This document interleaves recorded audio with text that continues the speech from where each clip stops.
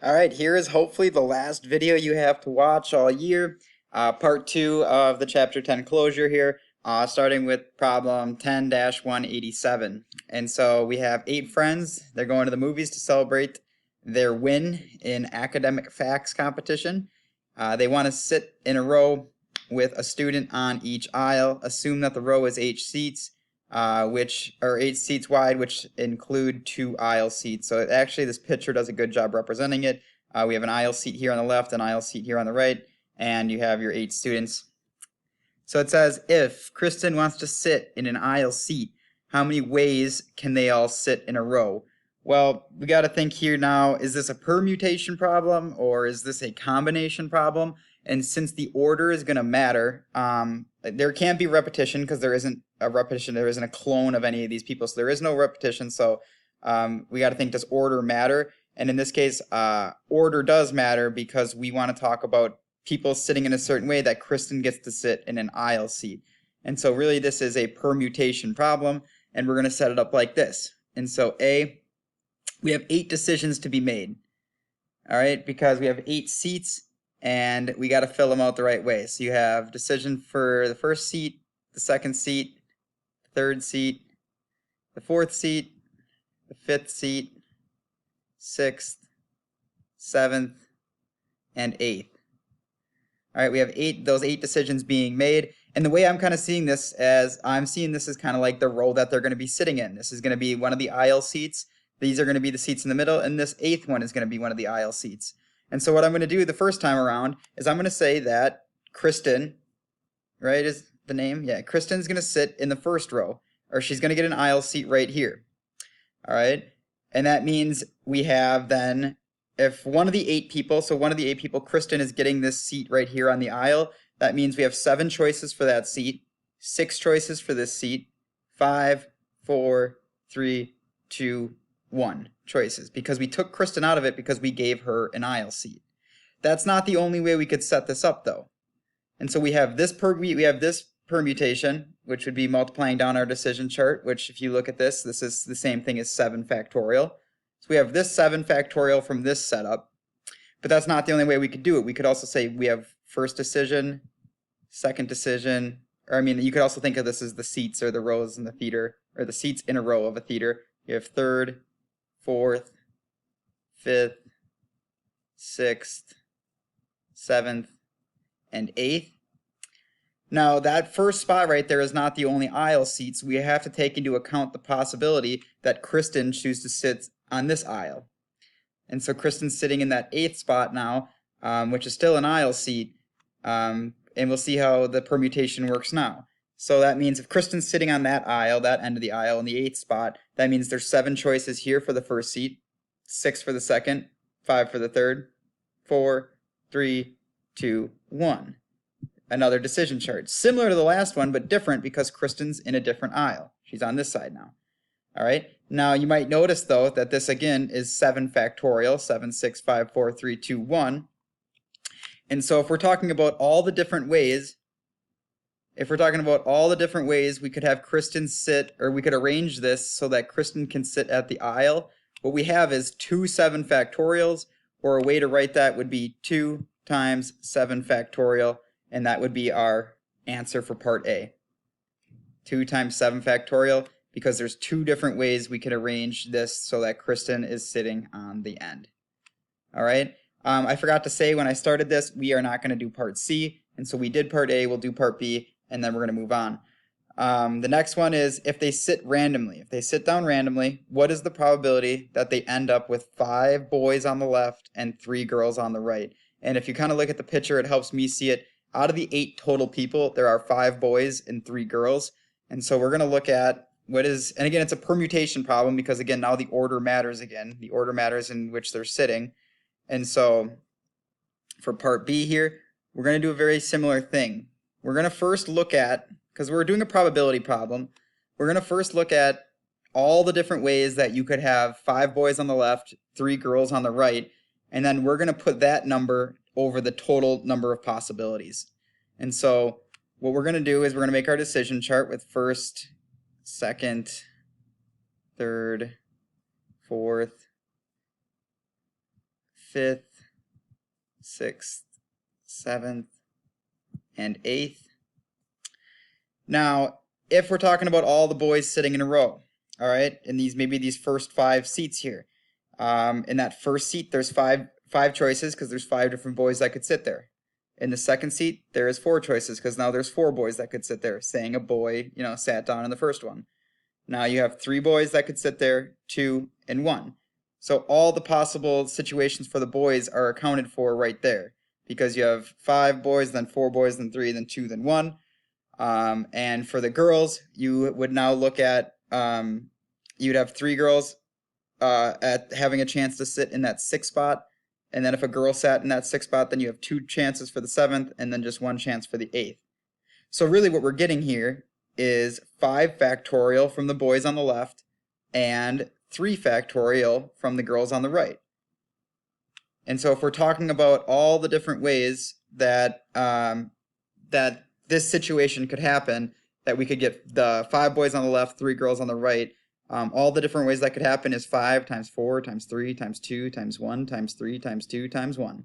And that is 720 different combinations where we could have 5 boys on the left and 3 girls on the right.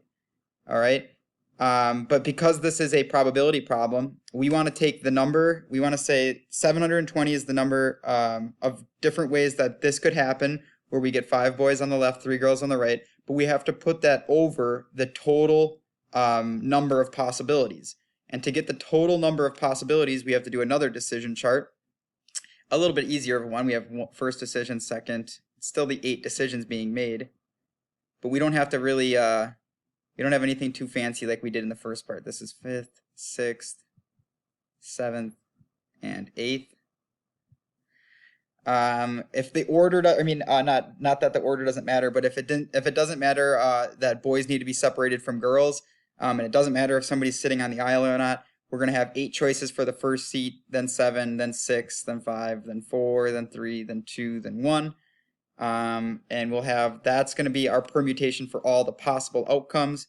And what we'll do then is 8 times 7 times 6 times 5 times 4 times 3 times 2 times 1. And so we have 40,320 actual possibilities here. So we have our 720, which is 5 boys on the left, 3 girls on the right, out of the 40,000 possible outcomes. And so if we want to do a probability, what we have to do is 720 divided by the total, which is 40,320, which gives me a probability of 720 divided by 40,320 of about 0.018, which that would be about 1.8% chance. If you were just sitting down randomly, there's a 1.8% chance that it happens that you get the 5 boys on the left and the 3 girls on the right. And so there's our probability. All right. For time, we're just going to keep moving right into 188. Looking at 10-188, we're talking about East College. There is 7,776 students in the freshman class, 6,750 sophomores, 6,750 juniors, and the rest are seniors. And about 18% of the students in each class are in performing arts. And so the first thing I'm going to do is I'm going to set up some kind of table to represent this. And so I'm going to say we have performance arts and we have non-performance arts students. So there's part of my table. And then we have freshmen, we have sophomores, we have juniors, and we have seniors. All right. We are then just going to turn this into a table. I know that performance arts, non-performance arts, there is 7,776 freshmen. There are 6,750 sophomores. I think I got that number right. Yeah. And then there are 6,750 juniors. And I know that 18% of all of those are in performance arts. So what I'm going to do right away is 7,776 times 0.18. So 7,776 times 0.18, because that's going to give me 18% of that. And that is going to give me, that means 1,399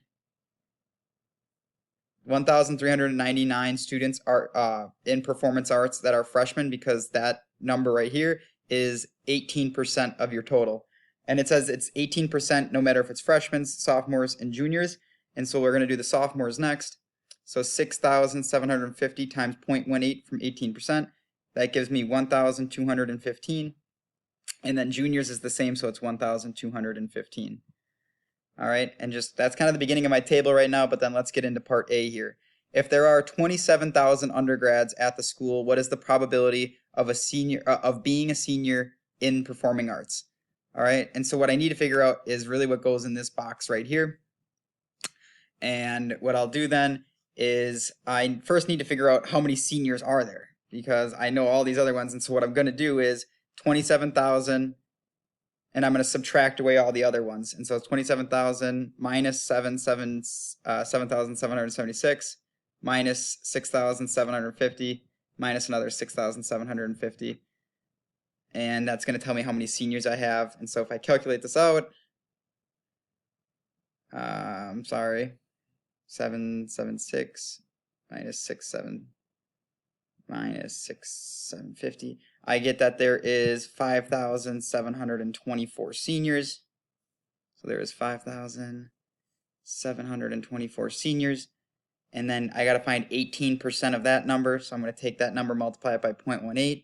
So 5,724 times 0.18 gives me about 1,030 seniors that are in performance arts. And so we're going to look at what is the probability of being a senior and being in performance arts. Say is that there is 27,000 total students, and out of that 27,000 total students, there are 1,030 students that are performance arts seniors. And so what we do is we have our probability fraction is going to be 1,030 divided by the total number of students, 27,000, and that's going to tell me the probability that you'll find a student that is in performance arts out of this college. So 1,030 divided by 27,000 gives me 0.038, which is about a 3.8% chance that you run into, if you go to that college, there is a 3.8% chance that you run into a student that is a senior in performance arts. All right, keep moving here. Is being in performance art independent of your class standing? And so this is the idea of independence again. We need to see if you're given information, does it change the probability that you are in performance arts? So the first thing we're going to do is look at the probability of being in performance arts. So the probability of being in performance arts. And what we have then, first have to find the total number of people in performance arts. So 1,399 plus 1,215 plus 1,215 plus 1,030. So there are 4,859 students in performance arts. And that's a total out of the 27,000 students. So we're talking about 4,859 divided by 27,000. And so what we'll get there is a probability of 0.18, or about 18%. So 18% chance that somebody is in performing arts at the school. Now I got to do performance art. So art given like one of the ages, and we'll just do art given sophomores. So if you're given the fact that they're a sophomore, does it change this probability? And so you have 1,215 out of the 16,000, or out of the 6,750. And so 1,215 divided by the 6,750. If I calculate that out, 1,215 divided by 6,750, you get 0.18, or 18%. Which, remember, if you get equal numbers, 0.18 and 0.18, that does mean that they're independent. If you're given something and it doesn't change the probability, that means they're independent. So these two things are independent of one another. I'm out of time. I'll do part C in about a couple minutes in a third video.